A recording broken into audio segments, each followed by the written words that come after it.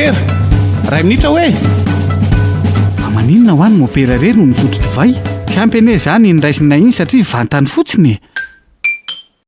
Rehefa maraiko amin'io dia mahazo mandray daholo ny vatana sy ny rano Kristy ny mpino rehetrarehetra vitako amin'ny voalohany. Fa ny hoe mena fotsiny ny vatany Kristy ihany dia noho ny antony ara-pastoraly. Eo ohatra ny hoe mety sovery amin'ny famondrana lekalisy any amin'ny molotry ny olona mandray azy. Mety koa amoramora ny fifindran'ny aretina raha sanatria misy marary ny mpandraiko amin'io izay misotro amin'ny kalisy iny. Dia zany akory tsy midika hoe tsy ampy zany anay satria nofony ihany no hoanina fa tsy nisy rany. Fa rehefa mandray ny vatany Kristy mazava azy vatana zany dia misy raha ao anatin'ny vatana. Ka rehefa mandray an'iny dia feno foana iny, vatany foana fa tsy sombony akory, fa vatany foana na le rany ihany sotronao na le nofo ihany.